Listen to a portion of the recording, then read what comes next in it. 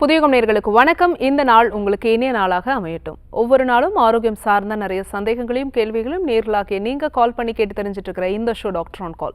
நேர்களை இன்னைக்கு doctor on கால்ல உங்களுடைய ஆரோக்கியம் சார்ந்த அனைத்து விதமான கேள்விகளுக்கும் சந்தேகங்களுக்கும், குறிப்பாக ஆர்த்ரைட்டிஸ் தொந்தரவு இது சார்ந்த கேள்விகளை இன்று டாக்டர் ஆன் கால்ல நீங்க கால் பண்ணி கேட்கலாம். உங்களுடைய கேள்விகளுக்கும் சந்தேகங்களுக்கும் பதிலளிப்பதற்காக ஆர்ஜிஆர் ஹாஸ்பிட்டல்ல இருந்து டாக்டர் புவனேஸ்வரி நம்ம கூட இணைஞ்சிருக்காங்க. வாங்க டாக்டர், வெல்கம் பண்ணிடலாம். வணக்கம் டாக்டர். வணக்கம். ஆர்த்ரைட்டிஸ் இந்த கண்டிஷன் முதல்ல எப்படி தொடங்குது, இதனுடைய அறிகுறிகள் எப்படி இருக்கும் டாக்டர்? இப்போது ஆர்த்ரைட்டிஸ் அப்படின்னு சொல்கிறது என்னென்னா, நம்மளுடைய உடலில் இருக்கக்கூடிய அனைத்து மூட்டுகளிலும் ஏற்படக்கூடிய ஒரு தாபிதம். இந்த தாபிதம் அப்படின்னு சொல்லும்போது என்ன மாதிரியான நிலை அப்படிங்கிறது பெரும்பாலும் நிறைய பேருக்கு தெரியறதில்ல. ஸோ அந்த இடத்துல என்ன மாதிரியான மாற்றம் நடக்குது அந்த மூட்டுக்குள்ளே அப்படிங்கிறத நம்ம தெரிஞ்சுக்கணும். அதாவது நம்மளுடைய எல்லா மூட்டுகள்லையும் பார்த்திங்க அப்படின்னா ஜினோவியல் ஃப்ளூயிட் அப்படின்னு சொல்லக்கூடிய ஒரு திரவமானது உள்ள நம்மளுடைய சரியான முறையில் நம்ம நீட்டி மடக்கிறதுக்கான ஒரு லூப்ரிகேஷன், ஒரு பசைத்தன்மை. ஸோ இந்த ஃப்ளூயிடானது ஒருத்தருக்கு உடலில் வாதம் அதிகரிக்கும் கூடிய காலகட்டத்தில் என்ன ஆகும்னு சொன்னால் அது என்ன ஆகும்னா வற்ற ஆரம்பிக்கும். ஸோ அது வற்றக்கூடிய நேரத்தில் என்ன ஆகும்னா நமக்கு வலி, வீக்கம் அப்படிங்கிறத அறிகுறிகளை பார்ப்போம். ஸோ அது மட்டும் இல்லாமல் இந்த மூட்டுக்குள்ளே அந்த ஜினோவியல் ஃப்ளூயிடானது நமக்கு கரைஞ்சு உடலில் ஆவியாகவும் தேய்மானம் கொடுக்குற மாதிரியான நிலைகளுக்கு வரும்போது தான் நமக்கு இந்த ஆர்த்ரைட்டிஸ் அப்படின்னு சொல்லக்கூடிய இந்த நிலையானது ஏற்படுது. ஸோ இப்போ இது ஒரு வியாதியாக மாறுவதற்கு எவ்வளோ நாட்கள் எடுத்துக்கும் அப்படின்னு சொன்னால் பெரும்பாலும் பார்த்திங்க அப்படின்னா உடனடியாக ஏற்படக்கூடிய விஷயம் இல்லை. இப்போது பார்த்திங்க அப்படின்னா லெகமெண்ட் டேர்னு சொல்லுவோம், இதுவும் மூட்டுக்கு சுற்றி நடக்கும். ஸோ இதெல்லாம் ஏதோ ஒரு சின்னதாக அடிபட்டிருந்தாலோ ஏதோ ஒரு விதமான தாக்கம் அந்த மூட்டுகளில் இருக்கும்போது உடனடியாக நடக்கும். ஆனால் இந்த ஆர்த்ரைட்டிஸ் மாதிரியான கண்டிஷன் ரொம்ப வருஷம் டைம் எடுத்துக்கும் ஒருத்தருடைய உடலில் வரத்துக்கு. ஸோ நிறைய பேர் பார்த்திங்கன்னா இளம் வயதில் இருக்கக்கூடிய காலகட்டத்திலேயே ஒரு சில அறிகுறிகள் தெரிய தான் செய்யும். இப்போ உங்களுக்கு ஆர்த்ரைட்டிஸ் பிரச்சனை ஒரு சிலருக்கு பார்த்திங்கன்னா 10 வருஷம் 15 வருஷம் இருக்கும். ஸோ அப்போ அவங்களுக்கு ஆரம்ப காலகட்ட நிலையில் ஒரு 30-35 வயதிலேயே அவங்களுக்கு சின்ன சின்ன அறிகுறிகள் காமிச்சிருக்கும். ஸோ ஆனால் அவங்க பெருசாக அதை கவனம் செலுத்தியிருக்க மாட்டாங்க. ஸோ இந்த காலகட்டம் தாண்டும் போது அது வலி வீக்கம்னு மாறும்போது தான் அவங்க என்ன பண்ணுவாங்க, இது என்ன மாதிரியான பிரச்சனை, நமக்கு தொடர்ந்து வலி இருக்கே, இது என்னன்னு கவனிக்கணும் அப்படின்னு சொல்லிட்டும் மருத்துவரை அந்த நேரங்களில் தான் ஆலோசனை எடுத்துக்கணும் அப்படிங்கிறத நினைப்பாங்க.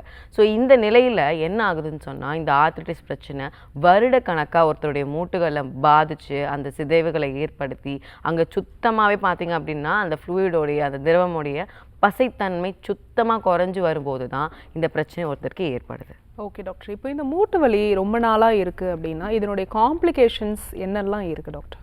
இப்போ காம்ப்ளிகேஷன்ஸ் எடுத்துக்கும் போது ஒவ்வொருத்தருடைய தொழில் சார்ந்த ஒருத்தருக்கு மூட்டு வலிகள் வருது. அதே மாதிரி பார்த்திங்கன்னா மூட்டு வலி அப்படின்றது பெரும்பாலும் என்ன நினச்சிட்ருக்காங்க, கால் மூட்டுகளில் மட்டும்தான் நிறைய பேர் வரும் அப்படின்னு நினச்சிட்ருக்காங்க. அதான் கிடையாது. நம்ம உடலில் கூட எல்லா மூட்டுகள்லையும் தேய்மானமும் இந்த திரவமும் இருக்குது. ஸோ அது கரையும் போது நமக்கு இந்த பிரச்சனையானது ஏற்படும். ஸோ ஒருத்தருடைய தொழில் சார்ந்த ஒரு பிரச்சனை ஏற்படுது அப்படின்னும் போது அவங்களால பெருசாக அதை அவாய்ட் பண்ணுறது ரொம்பவே கஷ்டமாக இருக்கும். ஸோ இந்த நிலைகள் பார்த்திங்க அப்படின்னா தொடர்ந்து அவங்க செய்யக்கூடிய வேலை என்ன மாதிரியான விஷயங்கள் பண்ணாத தூண்டுவிக்கப்படுதோ அது அவங்களுக்கே தெரியாமல் அன்றாடம் வாழ்க்கை முறையில் அவங்க செஞ்சுக்கிட்டே இருக்கும்போது அவங்களுக்கு என்ன ஆகும் சொன்னால் அந்த பிரச்சனை இந்த வியாதியானது வீரியம் ஆகிட்டே இருக்கும், அடுத்தடுத்த ஸ்டேஜுக்கு போயிட்டே இருக்கும். இப்போ இந்த ஆஸ்டியோ ஆர்த்ரைட்டிஸ்ன்னு சொல்லக்கூடிய இந்த வகை ஆர்த்ரைட்டிஸில் பார்த்திங்க அப்படின்னா இந்த மூட்டுகளுக்குள்ளே ஏற்படும் தேய்மானம் அதிகபட்சமாக அறிகுறிகள் அப்படிங்கிறது நம்ம பரவலாக பார்க்கறது வலி, வீக்கம். ஸோ அது மட்டும் இல்லாமல் ஆரம்ப காலகட்ட ஒரு அறிகுறிகளாக பார்த்திங்கன்னா மடக்குன்னு சத்தம் கேட்குறது, அந்த எலும்புகள் நொறுங்குற மாதிரியான சத்தம், சொடக்கெடுக்கிற பழக்கம், இந்த மாதிரி ஒருத்தருக்கு இருக்குது அப்படின்னு சொன்னாலே இப்போ அந்த மூட்டுக்குள்ளே வாதம் உட்காருது, அந்த காற்றானது அந்த மூட்டுக்குள்ளே உட்காருதுன்னு அர்த்தம். இப்போ நிறைய பேர் பார்த்திங்கன்னா இளம் வயதுலேருந்து இந்த மாதிரி பழக்கம் இருக்கும், விளையாட்டாக நம்ம அதை பண்ணிகிட்ருப்போம். நம்ம அதுக்கு நாளை பின்ன பார்த்திங்க அப்படின்னா இந்த மாதிரி வாதம் உடலில் அதிகரிக்கக்கூடிய பிரச்சனைகளாக நிறைய பேருக்கு மாறுது. ஓகே டாக்டர், இப்போ வயதானவர்களுக்கு வரக்கூடிய மூட்டு வலி, அதே மாதிரி யங்ஸ்டர்ஸ்க்கு வரக்கூடிய மூட்டு வலி, இதுக்கு இருக்கக்கூடிய அந்த டிஃப்ரென்ஸ் பற்றி சொல்லுங்கள். இப்போது வயதானவர்கள் அப்படின்னும் போதே இயல்பாகவே உடலில் வாதம் அப்படின்னு சொல்லக்கூடிய இந்த நிலையானது அதிகரிக்கும். ஏன்னு சொன்னால் இந்த காற்று சக்தி உடலில் அதிகரிக்கக்கூடிய ஏஜ் தான் இந்த ஓல்டேஜ்னு சொல்லக்கூடிய வயதானவர்களுக்கு. ஸோ அது எப்போ ஆரம்பிக்கும்னா ஒரு சிலருக்கு 50-60 வயதுக்கு மேலே இருக்கும். ஆனால் இப்போ இருக்கக்கூடிய காலகட்டத்தில் வாதம் அதிகரிக்கக்கூடிய ஒரு நிலைகள் அப்படிங்கிறது நம்ம நிறைய பண்ணுறதுனால அன்றாடம் டெய்லி செய்கிறதுனால ஒரு சிலருக்கு பார்த்திங்கன்னா 30 வயதுலேருந்து 40 வயதுலேருந்தே ஆரம்பிச்சிருது இந்த தேய்மானம் சார்ந்த பிரச்சனைகள். ஓகே டாக்டர், நம்ம தொடர்ந்து பேசலாம். ஒரு காலர் லைனில் இருக்காங்க. வணக்கம் டாக்டர் ஆன் கால், உங்கள் பேர் சொல்லுங்கள். வணக்கம், இணைப்பில் இருக்கீங்க, உங்கள் பேர் சொல்லுங்கள், எந்த ஊர்லேருந்து கூப்பிடுறீங்க? நித்யா என் பேரு, திருநின்றவூர். ஓகேம்மா, யாருக்கா கேட்குறீங்க? அம்மா டிவி பார்க்காதீங்க, ஃபோனில் பேசுங்க. யாருக்காக கேட்குறீங்க? திருநின்றவூர் நித்யா. சரிம்மா, யாருக்காக இந்த கேள்வியை கேட்குறீங்க? எனக்கோசரம் தான். உங்க வயது என்னம்மா? அம்மா உங்க வயது சொல்லுங்க. டிவி பார்க்காதீங்க. 20. டிவி பார்க்காதீங்க ப்ளீஸ். உங்க கேள்வியை மட்டும் கேளுங்க டாக்டர் கிட்ட. சரி. 20. உங்க கேள்வியை கேட்கலாம். நிகழ்ச்சியில பேசிட்டு இருக்கீங்கம்மா, உங்க கேள்வியை கேளுங்க, டிவி பார்க்காதீங்க. Okay, thanks for calling. Next collar யாருன்னு பார்க்கலாம். வணக்கம் டாக்டர் ஆன் கால். உங்க பேர் சொல்லுங்க. இணைப்பில் இருக்கீங்க, உங்க பேர் சொல்லுங்க. எந்த ஊர்ல இருந்து கூப்பிடுறீங்க? மேம் என் பேர் பாத்தீங்கன்னா திவ்யாங்க மேம். சரிம்மா, எந்த ஊர்ல இருந்து? நான் வந்து திருப்பூர்ல இருந்து பேசுறேங்க மேடம். யாருக்கா கேக்குறீங்கம்மா? Ma'am அப்பாக்காக கேட்கணுங்க madam. அப்பாவோட வயது என்னம்மா? அப்பாவுக்கு பாத்தீங்கன்னா 50 வயசு ஸ்டார்ட் ஆகுதுங்க மேடம். சரி, உங்க கேள்வியை கேட்கலாம்ப்பா. வணக்கம், சொல்லுங்கப்பா. டாக்டர் வணக்கம் டாக்டர். சொல்லுங்க டாக்டர். அப்பாவுக்கு பாத்தீங்கன்னா 50 வயசு ஆகுதுங்க டாக்டர். சரி. அவருக்கு வந்து பாத்தீங்கன்னா டாக்டர் லெஃப்ட் சைடு மூட்டு இருக்கு இல்லைங்க டாக்டர், அது பாத்தீங்கன்னா ஒரு கொஞ்ச நாளைக்கு முன்னாடி ஒரு மாதிரி வீக்கமா இருந்துச்சுங்க டாக்டர். அப்ப வந்து பாத்தீங்கன்னா அதுல அந்த கால்ல வந்து பேலன்ஸ் பண்ணி நடக்க முடியாததுனால ரைட் சைடு கால் இருக்கு பாத்தீங்கன்னா, அதுல வந்து பேலன்ஸ் பண்ணி நடக்க ஆரம்பிச்சாரு டாக்டர். அதுக்கப்புறம் பாத்தீங்கன்னா அந்த ரைட் சைடுமே பாத்தீங்கன்னா வீங்க ஆரம்பிச்சிருச்சுங்க டாக்டர். 2 முட்டுமே இப்ப பாத்தீங்கன்னா வீக்கமா இருக்குங்க டாக்டர்.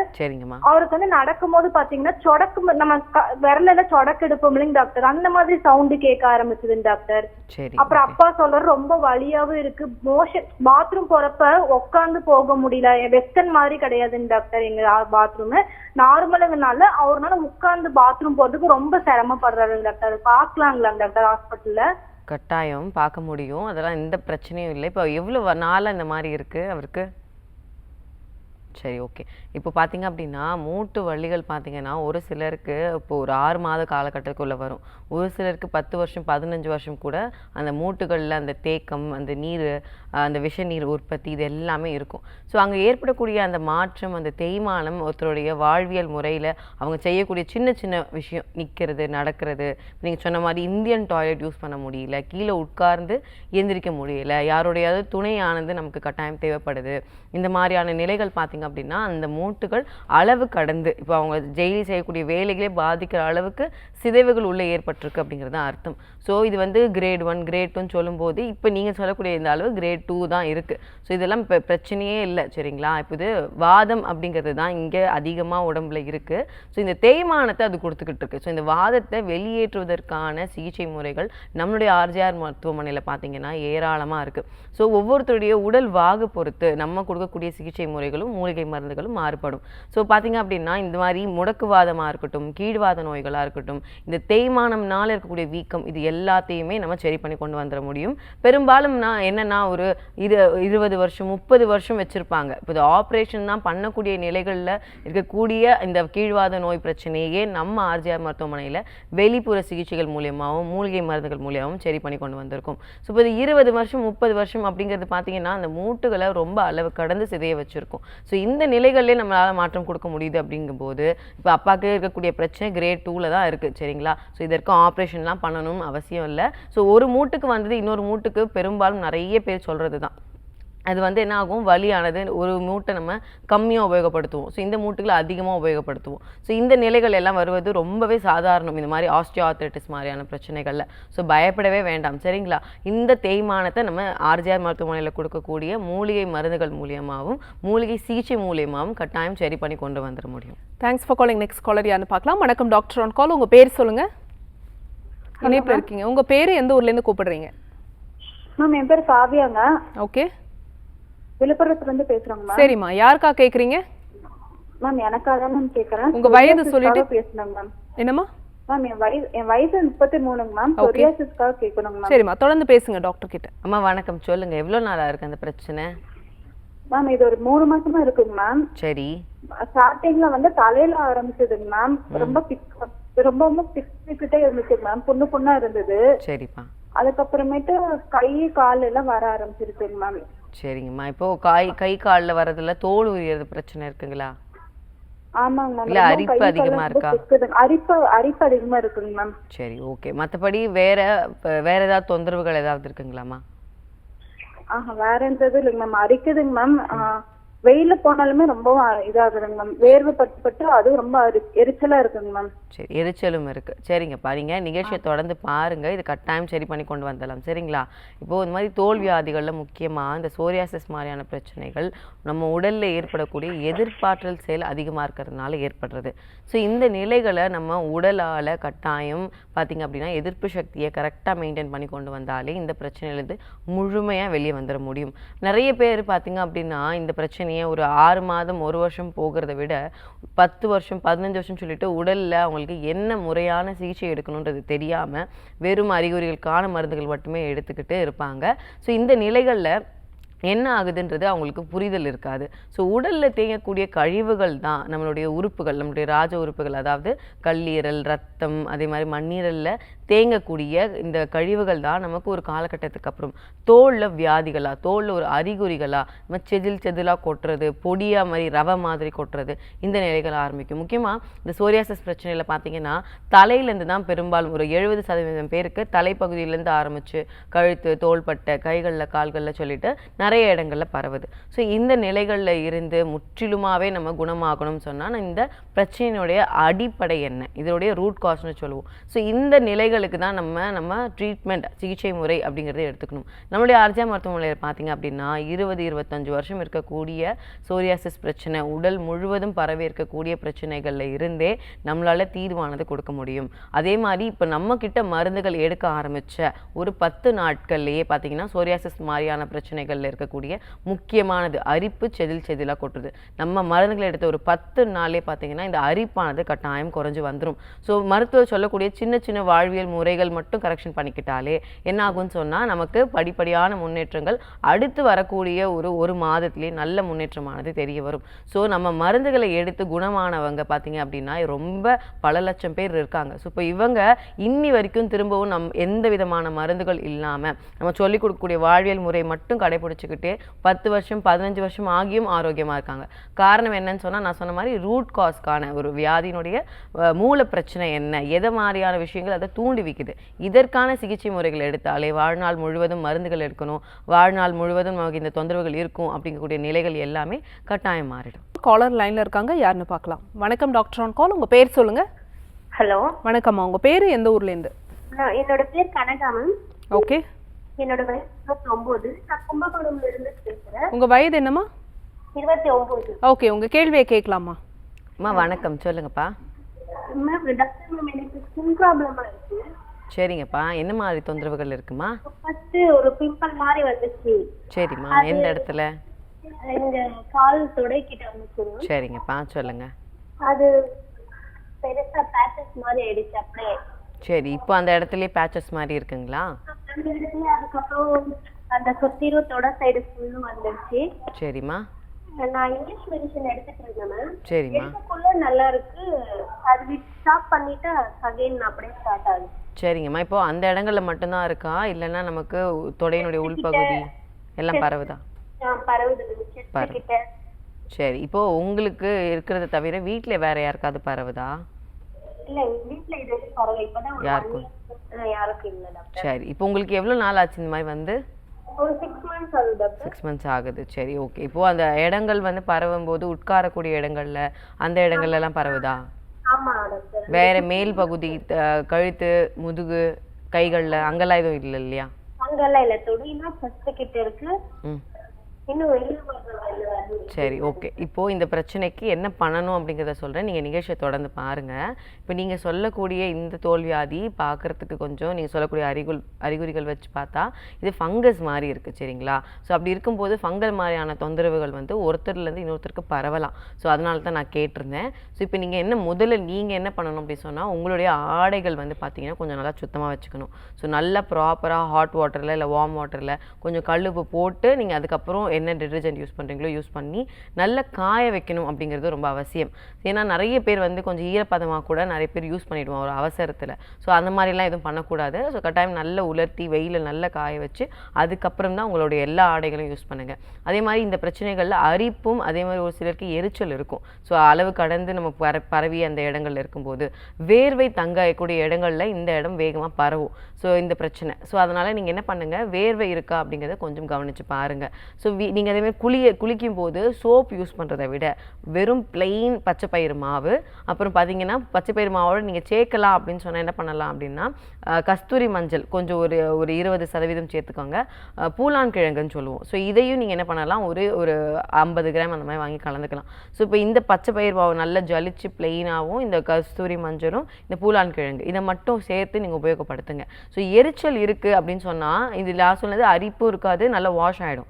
ஆனால் எரிச்சல் இருந்து அப்படி சொன்னால் நீங்கள் இது கூட நீங்கள் என்ன சேர்க்கலாம் அப்படின்னா, ஒன்று பன்னீர் ரோஸோடைய பொடி, இல்லை அப்படின்னு சொன்னால் நீங்கள் வெறும் பன்னீர் அந்த ஒரு லிக்விடாகவே கிடைக்கும். ஸோ அதில் நீங்கள் நைட்டை குழச்சி கூட நீங்கள் அந்த மாதிரி பேக் மாதிரி நல்லா தேய்ச்சி குளிக்கிறதுக்கு ரெகுலராகவே யூஸ் பண்ணிட்டு வாங்க. ஸோ இது நல்லாவே உங்களுக்கு அந்த இடத்துல இருக்கக்கூடிய ஹீட்டையும் அங்கே இருக்கக்கூடிய தோல் பிரச்சனையும் நல்லா குறைச்சி கொண்டு வந்துடும். ஸோ இந்த மாதிரியான நிலைகளில் கொஞ்சம் உள்ளுக்கு மருந்துகள் அப்படி எடுக்கிறது அவசியம்.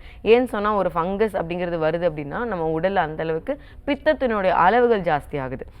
ஸோ பித்தம் அப்படின்னு சொன்னாலே நெருப்பு, ஹீட்டு. ஸோ இந்த ஹீட்டு குறையணும் அப்படிங்கும்போது நீங்கள் என்ன பண்ணணும் அப்படின்னு சொன்னால், டெய்லி நீங்கள் எடுக்கக்கூடிய உணவு முறைகளில் தனியா நீங்கள் சேர்த்துக்கணும், சோம்பு சேர்த்துக்கணும். இது நீங்கள் எப்படி எடுத்துக்கலாம்னு சொன்னால், சோம்பு கஷாயமாக வச்சு சாப்பிட்லாம். இல்லை தனியாவும் என்ன பண்ணலாம், நல்லா கொதிக்க விட்டு நல்லா 1 டேபிள் ஸ்பூன் நல்லா போட்டு நல்லா கொதிக்க விட்டு அந்த தனியா தண்ணியை வெறும் வயிற்றுல நிறைய எடுத்துக்கோங்க.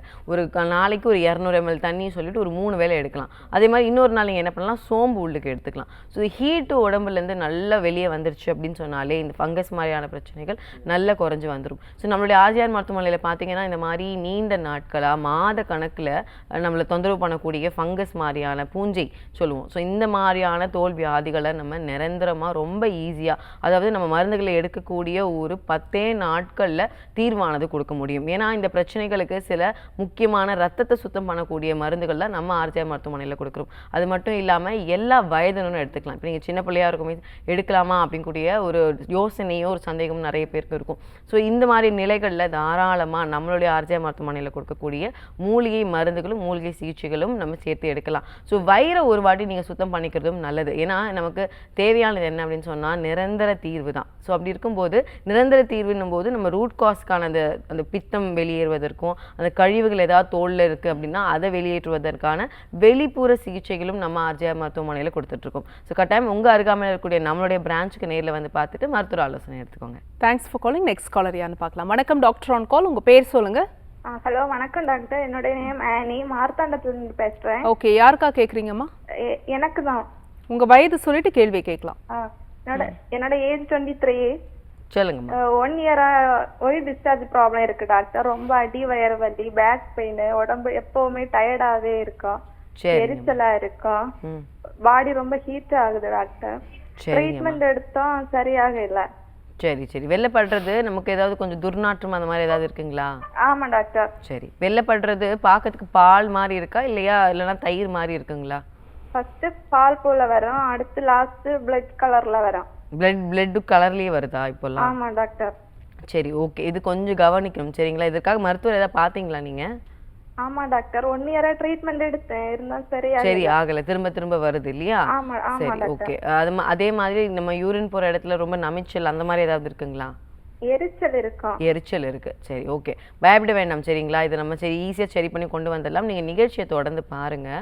பெரும்பாலும் பார்த்தீங்கன்னா இந்த மாதிரியான தொந்தரவுகள், வெள்ளைப்படுற கூடிய தொந்தரவுகள் நமக்கு பித்தம் அதிகரிக்கிறதுனால ஏற்படும். ஒருத்தருக்கு இன்ஃபெக்ஷனாக அது மாறுது அப்படின்னாலே அந்த இடத்துல அதிகமாகிறது பித்தம் தான். ஸோ அது கூடவே பார்த்தீங்கன்னா எரிச்சல் இருக்குன்றதே நமக்கு தெளிவான ஒரு அறிகுறி. ஸோ இந்த பிரச்சனையில் இப்போ உங்களுக்கு வெள்ளைப்படுறது மட்டும் இல்லாமல் நமக்கு செய்து அப்பப்போ ரெட் கலரில் பிளட் ஸ்பாட்ஸும் நமக்கு வருது, ரத்தமும் லைட்டாக கலந்து வருதுன்னா கொஞ்சம் நீங்கள் முறையான சிகிச்சை முறைகள் எடுத்தே ஆகணும், அந்த நிலையில் இருக்கீங்க. ஸோ நம்ம அறிகுறிகளுக்கான இப்போ நமைச்சல் இருக்குது, வெறும் ஒயிட் டிஸ்சார்ஜ் வரும்னு சொல்லிட்டு அறிகுறிகளுக்கான நீங்கள் மருந்துகள் எடுக்கிறீங்கன்னா தான் நமக்கு திரும்ப வந்துக்கிட்டே இருக்கும். நீங்கள் அடிப்படை அப்படின்றது இந்த வியாதி வருவதற்கு காரணம் என்ன, இப்போ இது வியாதியாகவே மாறிடுச்சுன்னா 1 வருஷமாக அந்த இடங்கள் வந்து புண்ணாயிட்டே இருக்குது, இன்ஃபெக்ஷன் இருந்துக்கிட்டே இருக்கணும் போது அந்த இடங்கள் கட்டாயம் உங்களுக்கு பார்த்தீங்கன்னா ரணமாக மாறி இருக்கும். அதேமாதிரி நிறைய பேர் பார்த்தீங்கன்னா ஒயிட் டிஸ்சார்ஜ் இருக்கவங்களுக்கு முக்கியமாக யூரின் இன்ஃபெக்ஷன் இன்ஃபெக்ஷன் வரும். அதே மாதிரி அடிக்கடி ஃபீவர் வருது. இந்த மாதிரியான நிலைகளும் கட்டாயம் இருக்கும். ஸோ இப்போ இது மாதிரி அடிப்படையாக நிறைய விஷயங்களை மாற்றணும். இப்போ நான் சொல்லக்கூடியது வீட்டில் உடனே ப்ரிப்பேர் பண்ணி சாப்பிட ஆரம்பிங்க. சீந்தல் கொடி அப்படின்னு சொல்லுவோம். சீந்தல் கொடியினுடைய பொடி நமக்கு கிடைக்கும். கொஞ்சம் கசப்பாக தான் இருக்கும். ஆனால் நான் இதை எப்படி சாப்பிடணும்னு நான் சொல்கிறேன். நீங்கள் என்ன பண்ணுங்க அப்படின்னா, அந்த குடுச்சின்னு சொல்லுவாங்க, இல்லை சீந்தல் அப்படின்னு சொல்லுவாங்க. ஸோ இது நாட்டு மருந்து கடையில் நமக்கு எளிதாகவே கிடைக்கும். இந்த சீந்தல் பொடியை ஃபஸ்ட்டு வாங்கிக்கோங்க. இது கூடவே பார்த்தீங்க அப்படின்னா கோரைக்கிழங்கு இதனுடைய பொடியும் சேர்த்து வாங்கிக்கோங்க. இப்போ இது இரண்டையுமே நீங்கள் சம அளவே எடுத்துக்கோங்க, சரிங்களா? ஸோ இப்போ இது என்ன பண்ணணும்னு சொன்னால், நைட்டு நம்ம படுத்து தூங்கத்துக்கு முன்னாடியே ஒரு 100 ml தண்ணியில் ஒரு 1/4 ஸ்பூனுங்கிறது ஒரு 2 கிராம் அளவுக்கு இருக்கான்னு பாருங்கள். இல்லைனா 1/2 ஸ்பூன் அளவுக்கு கூட எடுத்துக்கலாம். ஸோ நீங்கள் எடுத்துக்கிட்டு அதை நைட்டே அந்த பொடியோடு சேர்த்து அப்படியே ஊற வைங்க. ஊற வச்சுட்டு லைட்டாக கலந்துட்டு ஊற வச்சுருங்க. அந்த தண்ணியை வெறும் வயிற்றில் காலையில் எழுந்திரிச்ச உடனேவே ஃபஸ்ட்டு நீங்கள் இந்த தண்ணி தான் குடிக்கணும். ஸோ இது குடிச்சிட்டே வாங்க, தொடர்ந்து ஒரு 7 நாள் குடிங்க, சரியா? அந்த ஹீட் எல்லாம் குறைஞ்சி வந்துடும். அதே மாதிரி பார்த்தீங்க அப்படின்னா வெள்ளைப்படுறதுடைய அளவுகளும் படிப்படியாக குறைஞ்சி வந்துடும். நம்மளுடைய ஆர்ஜியா மருத்துவமனையில் பார்த்தீங்கன்னா இந்த மாதிரி மாதவிடாய் சார்ந்த பிரச்சனைகள், வெள்ளைப்படுறது, அதே மாதிரி முதுகு வலி இருக்கிறது, இந்த ஒயிட் பிளட் செல்ஸ்ன்னு சொல்லுவோம், இந்த மாதிரியான அளவுகள் உடலில் அதிகமாகும் போது இந்த மாதிரியான நிலைகள் ரொம்ப ஈஸியாக வந்துடும். ஸோ இந்த நிலைகள் எல்லாத்தையுமே மாற்றி கொண்டு வருவதற்கு நம்ம சில வர்ம சிகிச்சைகளும் அதற்கு கூடவே உள் மருந்துகளும் கொடுக்குறோம். ஸோ நம்மளுடைய மருந்துகள் எல்லாமே பார்த்தீங்க அப்படின்னா மத்திய மாநில அரசால் அங்கீகரிக்கப்பட்ட மருந்துகளும் மூலிகை சிகிச்சைகள் தான். ஸோ கட்டாயமாக அதை எடுக்கும் போதே ஒரே மாதத்தை இதெல்லாம் சரி பண்ணி கொண்டு வந்துடலாம். காலர் லைன்ல இருக்காங்க, யாருன்னு பார்க்கலாம். வணக்கம் டாக்டர் ஆன் கால், உங்க பேர் சொல்லுங்க. ஹலோ, வணக்கம்மா, உங்க பேரு எந்த ஊர்ல இருந்து கூப்பிடுறீங்க? வணக்கம் டாக்டர். என்னோட பேர் பிரியா லட்சுமி. ஓகே, நான் திருநெல்வேலில இருந்து கூப்பிடுறேன். சரிம்மா, யாருக்கா கேக்குறீங்க? எனக்காக தான். உங்க வயதுமா? 29. சரி, உங்க கேள்வியை மட்டும் கேளுங்க. அம்மா வணக்கம், சொல்லுங்கப்பா. வணக்கம் டாக்டர். என்ன தொந்தரவு இருக்கு? எனக்கு வந்து பாத்தீங்கன்னா ஒரு 3 வருஷம் முன்னாடியே ப்ளீடிங் ரொம்ப அதிகமா இருந்துச்சு. ஓவர் ப்ளீடிங்காவே இருந்துச்சு. சரிங்க. ஒரு 2-3 மந்த்ஸ் வராது, அதுக்கப்புறம் வந்தா ஓவர் ப்ளீடிங்கா இருக்கும் டாக்டர். அப்பதான் ஸ்கேன் எல்லாம் எடுத்து பார்க்க சொன்னாங்க. ஸ்கேன் எடுத்தப்போ பிசிஓடி இருக்குன்னு சொல்லியிருக்காங்க. சரிங்கப்பா, ஏதாவது அளவுகள் ஏதாவது சொன்னாங்களா? என்ன டாக்டர்? அளவு ஏதாவது நீர்க்கட்டியினுடைய அளவுகள் ஏதாவது சொன்னாங்களா? அளவுகள் தெரியல, ஆனா ஸ்கேன் ரிப்போர்ட் இருக்கு டாக்டர். சரிம்மா. அது ஒரு ஸ்கேன் எடுத்தப்போ பிசிஓடின்னு சொன்னாங்க. அது 3 மந்த்ஸ் நீங்க டேப்லெட் எடுத்தா சரியாயிரும் அப்படின்னு சொன்னாங்க. அதுக்கப்புறம் அந்த 21 டேப்லெட்ஸ் மாதிரி தருவாங்க. சரிங்க. அது ஒரு 3 மந்த்ஸ் எடுப்போம் டாக்டர். அதுக்கப்புறம் பாத்தீங்கன்னா ஒரு 3 மாசம் கரெக்டா வரும். சரி. அதுக்கப்புறம் மறுபடியும் 4வது மாசம் நமக்கு வராது. 5வது மாசம் வந்துச்சுன்னா ஓவர் ப்ளீடிங்கா இருக்கும். மறுபடியும் அதே டேப்லெட்ஸ் எடுத்தாதான் நமக்கு ப்ளீடிங் ஸ்டாப் ஆகும். சரி, புரியுது. இப்போ கடைசியா மருந்துகள் எடுத்து எவ்வளவு நாள் ஆச்சு? எப்ப லாஸ்டா வந்தது மாதவிடாய்? இப்போ ஒரு 2-3 மந்த்ஸ் முன்னாடி டேப்லெட் எடுத்தேன். இப்ப 3 மந்த்ஸா டேப்லெட் எடுக்கிறது இல்ல. இப்பவும் ப்ளீடிங் ஆகுது. ஆனா இப்ப ஓவர் ப்ளீடிங் இல்லாம ப்ளீடிங்கே இல்லாம இருக்கு. ஒரு 1 டே மட்டும் சும்மா லைட்டா அந்த மாதிரி வந்துடுச்சு, தீர்ந்துடுச்சு அதுக்கப்புறம். சரி, உடல் எடை அதிகமாகுதா? வேற என்ன மாதிரியான வேற அறிகுறிகள் ஏதாவது இருக்குங்களா உடம்புல? உடம்புல ரொம்ப அடிக்கடி ரொம்ப டயர்டு. திடீர்னு பாத்தீங்கன்னா ரொம்ப டயர்டா இருக்கும். ஒண்ணுமே பண்ண முடியாது, ஒரு வேலை எதுவுமே பண்ண முடியாது. அப்புறம் வயிறு வந்து அடி வயிறு சம்டைம்ஸ் ரொம்ப வலிக்கும். அந்த மாதிரிலாம் இருக்கு டாக்டர். வெயிட் வந்து பாத்தீங்கன்னா சம்டைம்ஸ் ரொம்ப அதிகமா கெயின் ஆகும், சம்டைம்ஸ் நார்மலா காட்டும் வெயிட். அந்த மாதிரிலாம் இருக்கு. சரி, ஒன்றும் பயப்பட வேணாம், சரிங்களா? இதெல்லாம் ஈஸியாக சரி பண்ணி கொண்டு வந்துடலாம். நீங்கள் நிகழ்ச்சியை தொடர்ந்து பாருங்கள். இப்போது பிசிஓடி மாதிரியான தொந்தரவுகள், இர்ரெகுலர் பீரியட்ஸ் மட்டும்தான் நம்ம பார்க்கக்கூடிய அறிகுறி. ஆனால் இந்த பிசிஓடி தொந்தரவுகள் பார்த்தீங்கன்னா இந்த நீர்க்கட்டிகள் இருப்பதற்கு காரணங்கள் வந்து நிறைய. ஸோ ஒரு சிலருக்கு இன்சுலின் ரெசிஸ்டன்ஸ்னு சொல்லுவோம், இந்த மாதிரியான நிலைகளில் ஏற்படும். ஒரு சிலருக்கு பார்த்தீங்கன்னா ஹார்மோனல் இம்பேலன்ஸ் சொல்லுவோம், இதனால் ஏற்படும். ஸோ இந்த மாதிரியான எதனால் ஏற்படுது அப்படிங்கிறதே ஒருத்தருக்கு அவங்க உடலில் ஏன் அது ஏற்படுதுன்னே தெரியாது.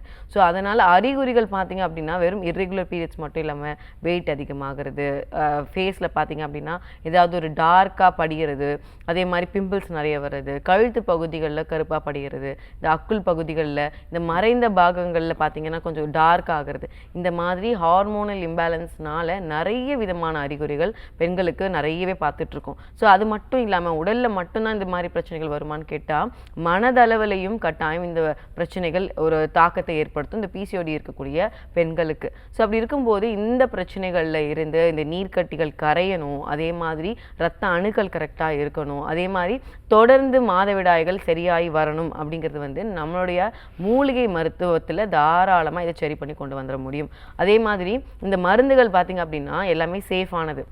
இப்போ இளம் வயதில் எடுக்கிறாங்க, ஸோ அதனால் வேறு ஏதாவது நமக்கு குழந்தை பெற்றுக்கிறதுல அதில் எதுலையாவது பிரச்சனை வருமா நிறைய பேர் பயப்படுறாங்க. ஸோ இந்த மாதிரிலாம் எந்த பிரச்சனையும் கிடையாது. ஸோ நம்ம மூலிகை மருந்துகள், நம்மளுடைய இயற்கை மருத்துவம் எல்லா வயதினரும் ஃபஸ்ட் எடுக்கலாம். குழந்தைகள்லேருந்து பெரியவங்க வரைக்கும் எல்லாருமே எடுக்கக்கூடிய மருந்துகள் தான் மூலிகை மருந்துகள். ஸோ சரியான முறையான சிகிச்சை முறைகள் இந்த மாதிரி பிசிஓடி சார்ந்த பிரச்சனைகளுக்கு, இந்த நீர்க்கட்டிகள் அப்படின்னு சொல்லும்போதே இந்த நீர்க்கட்டிகள் கரையக்கூடிய தன்மை இருக்கிறது. ஸோ அப்படி இருக்கும்போது நம்ம மூலிகை மருந்துகளை எடுக்கும்போது ஒரு பார்த்தீங்க அப்படின்னா அந்த ஃபஸ்ட்டு சைக்கிள்லேயே ஒரு வித்தியாசமானது தெரியும். இப்போ நீங்கள் சொல்லக்கூடியது பார்த்தீங்கன்னா அந்த ஃபஸ்ட்டு இப்போ உங்களுக்கு அளவு கம்மியாகுது. இப்போது உள்ளே பார்த்தீங்கன்னா எண்டோமெட்ரியம் அப்படின்னு சொல்லுவோம். இது உள் சுவர் எல்லாமே உங்களுக்கு அளவு அதிகமாகவும் இல்லை கம்மியாகவும் மாறி மாறி இருந்தது அப்படின்னு சொன்னால் நமக்கு பார்த்தீங்க அப்படின்னா கன்சீவ் ஆகிறது கூட நாளை பின்ன ரொம்ப கஷ்டம்.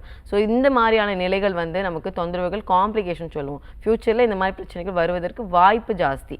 ஸோ இந்த நிலைகளில் கட்டாயம் வந்து மாறி கொண்டு வரணும் அப்படின்னும் போது நம்ம அறிகுறிகளுக்கான மருந்துகளை விட்டுட்டு நிரந்தர தீர்வு என்ன, இந்த கட்டிகளை முழுமையாக கரைச்சி எப்படி வெளியே கொண்டு வரது, அதே மாதிரி திரும்பவும் இந்த பிரச்சனை வராமல் இருக்கிறதுக்கு என்ன மாதிரியான வாழ்வியல் முறைகள், உணவு முறைகள் எடுத்துக்கணும், இதில் தான் நம்ம கவனம் செலுத்தணும். ஸோ நம்ம ஆர்ஜியா மருத்துவமனையில் பார்த்தீங்கன்னா ஒரு எண்ணெய் வந்து நம்ம உள்ளுக்கு கொடுப்போம்.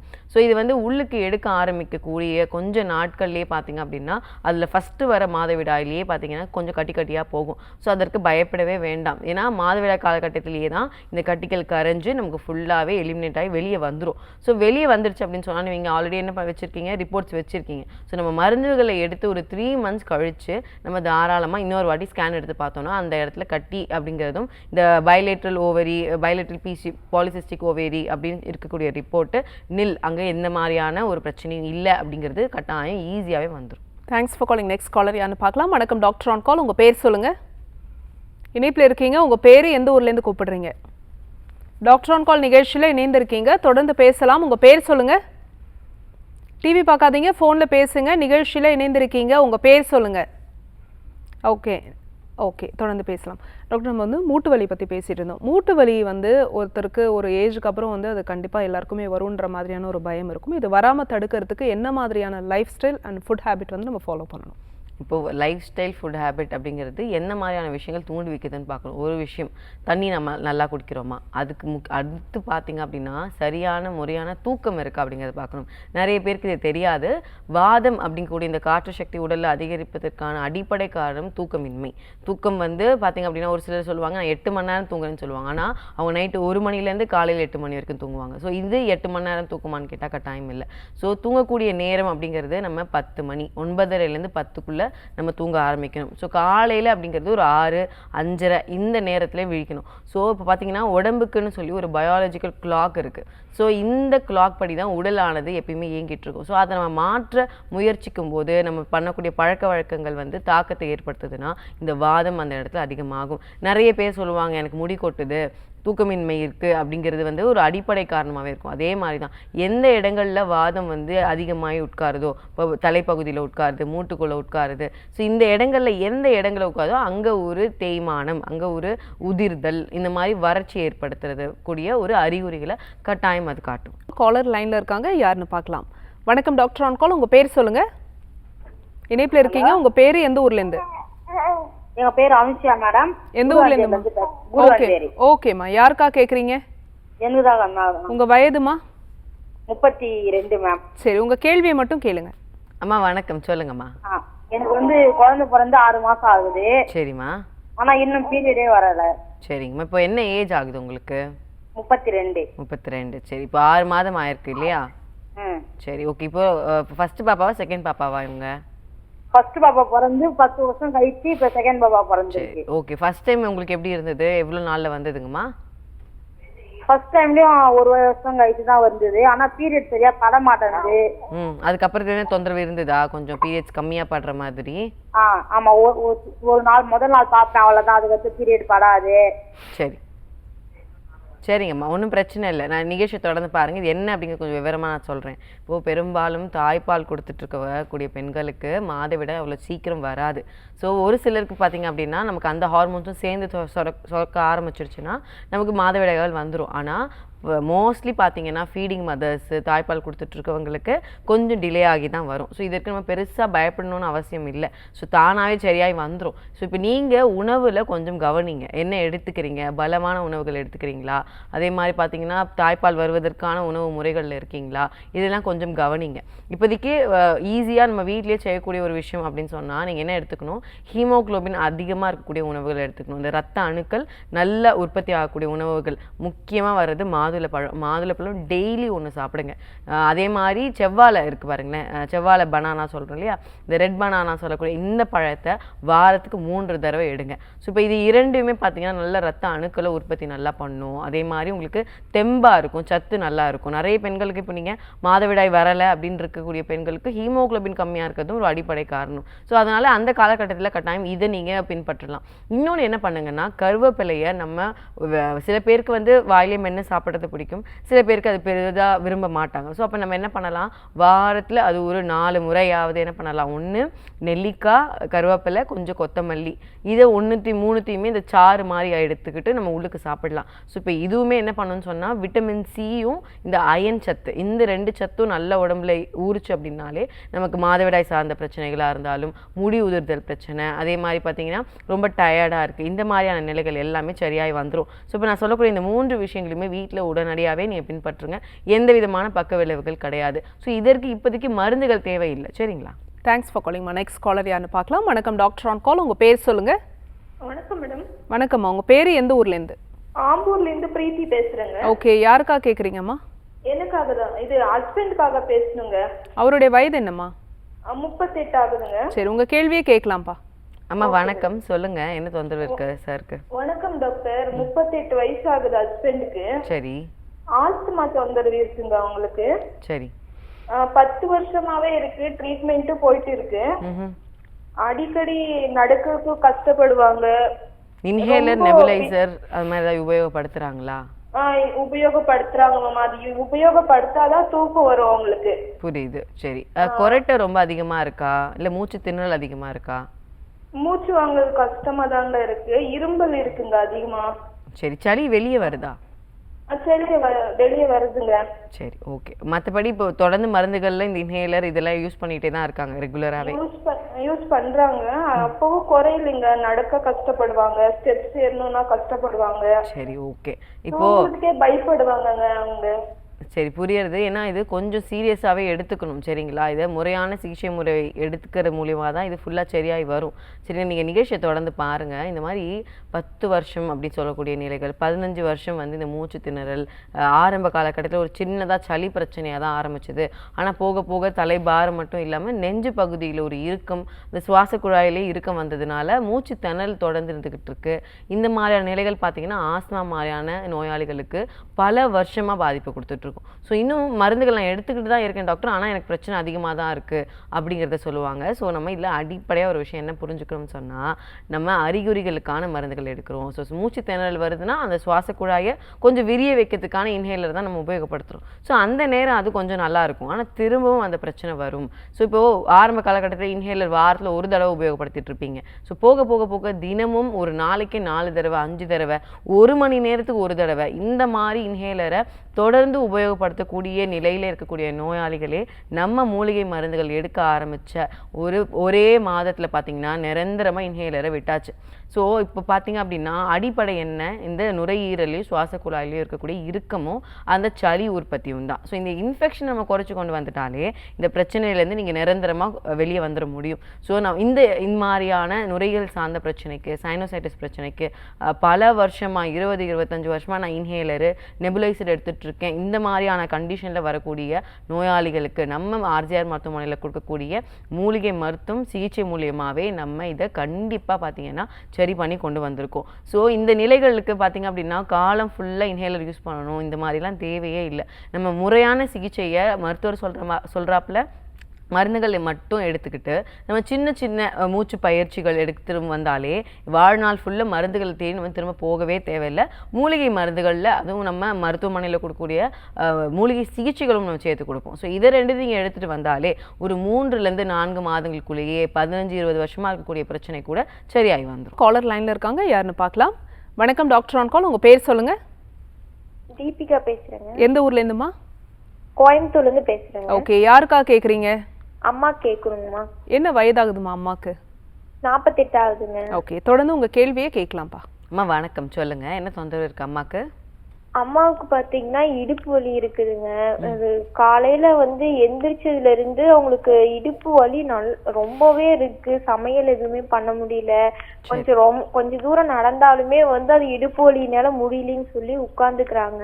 அதுக்கு மதியத்துக்கு மேல போக போக அவங்க வேலையெல்லாம் செய்யும் போது அந்த இடுப்பு வலி கீழே கால் வரைக்கும் அது வலி வந்துருது. ஹாஸ்பிட்டல்லாம் பார்த்ததுக்கு டிஸ்க் ப்ராப்ளம் இருக்கு அப்படின்ற மாதிரி சொல்றாங்க. ஆனா என்ன மருந்து மாத்திரை சாப்பிட்டாலும் எதுவுமே கேட்கவும் மாட்டேங்குதுங்க. சரி, ஓகே. இப்போ முதுகு வலி அப்படிங்கிறது, இடுப்பு வலிங்கிறது அடி முதுகு பகுதியில தான் இருக்கு இல்லையா வலியானது அவங்களுக்கு? ஆமாங்க. சரி, ஓகே. இப்போ இது எவ்வளவு நாளா இருக்குமா அம்மாக்கு? இது ஒரு 2 வருஷமாவே 2 வருஷத்துக்கு முன்னாடி எல்லாம் கொஞ்சம் ஒரு அளவுக்கு வேலை அதிகமா செய்யறதுனால கொஞ்சம் தான் வலி இருந்துட்டு இருந்துச்சு. இப்போ இந்த ஒரு 6 மாசமாவே வலி ரொம்ப அதிகமாவே இருக்குதுங்க. சரி, ஓகே. இப்போ அந்த வலி காலுக்கு பரவுது சொல்றீங்க இல்லையா? சோ அதனால அவங்க நடக்கிறது ஏதாவது நடையில ஏதாவது மாற்றம் தெரியுதா உங்களுக்கு? கொஞ்சம் சைடு நடக்கறாங்க. கால் நல்லா தூக்கி வச்சு நடக்கறாங்களா இல்ல கொஞ்சம் அதுல ஏதாவது இன்னும் வித்தியாசம்? தேய்ச்சி வச்சு நடக்கிற மாதிரி தான் தேய்ச்சி நடக்கறாங்க இல்லையா? சரி, பயப்பட வேண்டாம் சரிங்களா? ஈஸியா சரி பண்ணி கொண்டு வந்தா நீங்க நிகழ்ச்சியை தொடர்ந்து பாருங்க. இப்போ பாத்தீங்க அப்படின்னா இப்போ நான் ஏன் இவ்வளோ கேள்விகள் கேட்டேன்னா இப்போ அது என்ன மாதிரியான கண்டிஷன்ல இருக்குன்றத தெரிஞ்சுக்கிறதுக்கு தான். இப்போ ஒரு சிலர் காலை தூக்கியே எடுத்து வைக்கக்கூடிய நிலைகளில் கூட இருக்க மாட்டாங்க. ஸோ அவங்களுக்கு வலி கொஞ்சம் அதிகமாக இருக்குன்னு காரணம். இப்போ அம்மாவுக்கு பார்த்தீங்க அப்படின்னா கால் கொஞ்சம் தேய்ச்சி தான் நடக்கிறாங்க. ஸோ இது ஈஸியாக சரி பண்ணி கொண்டு வந்துடலாம் சரிங்களா? ஸோ இப்போ இதில் பார்த்தீங்கன்னா என்ன மாதிரியான சிகிச்சை முறைகள் எடுத்துக்கணும்னா வெளிப்புற சிகிச்சைகள் முக்கியமாக எடுத்துக்கணும். வெளிப்புற சிகிச்சைகள் அப்படின்னு சொல்கிறது என்னென்னா பஞ்சகர்மா தெரப்பீஸ். இந்த தெரப்பீஸ் பார்த்தீங்க அப்படின்னா எதற்காக கொடுப்போம்? இந்த வாதத்தையும் அதே மாதிரி முதுகு தண்டு வலத்தில் ஏற்படக்கூடிய இந்த ஸ்பைனலில் ஏற்படக்கூடிய அழுத்தம். ஒரு சிலருக்கு பார்த்தீங்கன்னா இந்த முதுகு தண்டு வலத்தில் ஒரு நரம்புகள் அழுத்திட்டு இருக்கும். ஸோ அம்மாவுக்கு பார்த்தீங்கன்னா அந்த நரம்புகளும் அழுத்திருக்கு, அதே மாதிரி அந்த முதுகு தண்டு வலத்தில் ஒரு விலகியும் இருக்குது, டிஸ்க் பல்ஜுன்னு சொல்லுவோம். ஸோ இந்த நிலையும் இருக்கு. ரெண்டுமே என்ன பண்ணோம்னா அவங்களுக்கு வலி இடுப்புல இருந்து மேல் முதுகுக்கும் பரவும், கீழே அதே மாதிரி கால்களுக்கும் பரவும். ஸோ இந்த நிலைகளுக்கு நம்ம கண்டிப்பா வெளிப்புற சிகிச்சைகளோடு சேர்த்து மூலிகை மருந்துகள் உள்ளுக்கு எடுக்கணும். ஸோ மூலிகை மருந்து உள்ளுக்கு எடுக்கும்போது உள்பகுதியிலேருந்து அந்த ரணம் எல்லாம் ஆறிட்டே வந்துடும். ஸோ இந்த நரம்புகளை நம்ம அந்த இடத்துலேருந்து கொஞ்சம் சீரமைக்கணும். ஸோ அந்த ஸ்பைனல் கரெக்ஷன் சொல்லக்கூடிய முக்கியமான சிகிச்சை முறைகளும் சேர்த்து எடுக்கணும். ஸோ பார்த்திங்க அப்படின்னா இது ஒன்று உள் தங்கி இருந்து எடுக்கக்கூடிய வசதியானது இருக்குது நம்மளுடைய சென்னை டி நகர் பிரான்ச்சில். கட்டாயம் நீங்கள் என்ன பண்ணலாம்னா நீங்கள் டாக்டரை ஒரு வாட்டி நேரில் பார்த்தீங்க அப்படின்னு சொன்னால் எத்தனை நாள் நம்ம உள் தங்கணும் அப்படிங்கிறது ஒரு சில பரிசோதனைகள் மேற்கொண்டுட்டோம். நம்ம நாடி பரிசோதனை பார்த்துட்டோம், நம்ம எவ்வளோ நாள் அம்மாவுக்கு தங்கணும் அப்படிங்கிறத சொல்லுவோம். ஸோ சராசரியாக பார்த்திங்கன்னா 7லேருந்து 10 நாள் நம்ம ட்ரீட்மெண்ட் எடுக்கும்போதே நமக்கு இது சரியாகி வந்துடும். ஸோ அதுக்கப்புறம் பார்த்திங்கன்னா சில எக்ஸசைஸ் சொல்லிக் கொடுப்போம். அந்த எக்ஸசைஸை ஸ்ட்ரெச்சஸை கொஞ்சம் பொறுமையாக நம்ம தொடர்ந்து பண்ணிட்டு வரும்போது மூலிகை மருந்துகளை தொடர்ந்து ஒரு 3லேருந்து 4 மாதங்கள் எடுத்தாலே இது ஈஸியாக சரியாகி வந்துடும். ஸோ இதுக்கெல்லாம் பார்த்திங்கன்னா நிறைய பேர் ஆப்ரேஷன்லாம் பண்ணிக்கிறாங்க. ஸோ இதுக்கெல்லாம் ஆப்ரேஷன் தேவையே இல்லை. ஸோ முதுகு தண்டுவலம் சார்ந்த பிரச்சனைகள், இடுப்பு வலி இருக்குது, நடையில் ஒரு மாற்றம், சயாட்டிகா பிரச்சனை, இந்த சிஎஸ்எல்எஸ்னு சொல்லுவோம், ஸ்பாண்டிலோசிஸ்னு சொல்லிட்டு lumbar spondylosis, cervical spondylosis, disk bulge, disk herniation சொல்லுவோம். ஸோ இந்த மாதிரியான கண்டிஷன்ஸ்க்கு கட்டாயம் அறுவை சிகிச்சை இதற்கு நிரந்தர தீர்வல்ல. நம்ம ஆர்ஜிஆர் மருத்துவமனையில் அறுவை சிகிச்சை பண்ணிட்டும் பல லட்சம் பேர் மறுபடியும் அதே பெயின் வந்துடுச்சு அப்படின்னு வராங்க. ஸோ நம்ம மருத்துவமனையில் நம்ம மூலிகை மருந்துகள் சிகிச்சை முறைகளை எடுத்துட்டப்போ வாழ்நாள் முழுவதுமே திரும்ப மருந்துகளும் இல்லாமல் பிரச்சனை இல்லாமல் இருக்காங்க. ஸோ காரணம் என்ன, அங்கே ஏற்படக்கூடிய மாற்றம் என்ன அப்படிங்கிறத நம்ம அடிப்படையாக தெரிஞ்சுக்கிட்டு அதற்கான சிகிச்சை முறைகள் எடுத்தாலே போதும். Thanks for calling. So doctor, இன்றைக்கி வெளிப்புற சிகிச்சை, அதாவது இந்த முழங்கால் மூட்டு வலியாக இருக்கட்டும், முடக்குவாதம், பக்கவாதம், இவங்களுக்குலாம் பார்த்தீங்கன்னா ரொம்ப நாளாக இந்த கண்டிஷனில் இருப்பாங்க. அவங்களுக்கு இந்த வர்ம சிகிச்சை முறைகள் நல்லாவே ஹெல்ப் பண்ணுது இல்லையா? இந்த வர்ம சிகிச்சை முறைகளை பற்றி சொல்லுங்கள் டாக்டர். இப்போ வர்ம சிகிச்சை முறைகளில் பார்த்தீங்கன்னா இந்த பஞ்சகர்மா தெரப்பீஸ் சொல்கிறோம் பாருங்கள். ஸோ இந்த தெரப்பி சிகிச்சைகளில் நமக்கு பார்த்தீங்கன்னா அங்கே ஏற்படக்கூடிய சதை பிடிமானம், நரம்பு அழுத்தம், அதே மாதிரி அந்த மூட்டுகளை சுற்றி ஏற்படக்கூடிய வீக்கம், இது எல்லாமே சரியாகி வரும். நம்மளுடைய ஆர்ஜிஆர் மருத்துவமனையில் கொடுக்க இருக்கக்கூடிய மூலிகை மருந்துகளை நம்ம எடுக்க ஆரம்பிச்ச ஒரு 7 நாட்கள்லேயே பார்த்தீங்கன்னா அந்த வீக்கெல்லாம் வத்தி வந்துடும். அங்கே இருக்க அந்த விஷ நீரும் அந்த வாதம் வந்து பார்த்தீங்கன்னா தான் நமக்கு அந்த வீக்கத்தை கொடுக்குது. ஸோ அதை அந்த மூட்டுகள்ல இருந்து ஒரு 7 நாட்கள்லேயே நீங்கள் உள்ளுக்கு எடுக்கக்கூடிய மூலிகை மருந்துகள் மூலியமாகவும் வெளிப்புற சிகிச்சைகள் எடுக்கும்போதும் சரியாகி வந்துடும். இது வீக்கம் வத்திடுச்சுனாவே வலி இருக்காது, கொஞ்சம் ஆள் நல்லா நடக்க ஆரம்பிச்சிருவாங்க. ஸோ இந்த மாதிரியான சிகிச்சை முறைகள் எந்த விதமான பக்க விளைவுகள் இல்லாதது, தாராளமாக எல்லா வயதினரும் எடுத்துக்கலாம். சின்ன குழந்தைங்க அப்படின்னும் போது நம்ம மூலிகை மருந்துகளை எடுத்து நம்ம பழக்கப்படுத்தினோம் அப்படின்னா நல்ல எதிர்ப்பு சக்தி நல்ல மேலோங்கி இருக்கும், பெருசாக வேற எந்த தொந்தரவுகள் இருக்காது. இப்போ பெரியவங்கன்னும் போது 70, 80, 90 வயசு இருக்கக்கூடிய தாத்தா பாட்டிங்களும் தாராளமாக நம்ம மருத்துவமனையில் கொடுக்கக்கூடிய மூலிகை மருந்துகளும் மூலிகை சிகிச்சைகளும் எடுத்துக்கலாம். ஓகே டாக்டர், இன்னைக்கு டாக்டர் ஆன் கால்ல முழங்கால் மூட்டு வலிக்கான காரணங்கள் என்னென்ன விஷயங்கள் நம்ம அதுக்காக ஃபாலோ பண்ணணும், சர்ஜரி இல்லாமையே மூலிகை மருத்துவத்தில் அதற்கான தீர்வுகள் இருக்கு அப்படின்னு சொல்லியிருந்தீங்க. நேர்கள் கேட்ட ஆரோக்கியம் சார்ந்த கேள்விகளுக்கும் பொறுமையாக பதில் சொன்னீங்க. மிக்க நன்றி. நன்றி. என்ன நேர்களே, இன்னைக்கு டாக்டர் ஆன் கால் உங்களுக்கு ரொம்ப யூஸ்ஃபுல்லாக இருந்திருக்கும் நம்புறோம். இதே மாதிரி இன்னொரு ஹெல்த் எபிசோடில் நாங்கள் வந்து உங்களை சந்திக்கிறோம். அது வரைக்கும் நன்றி, வணக்கம்.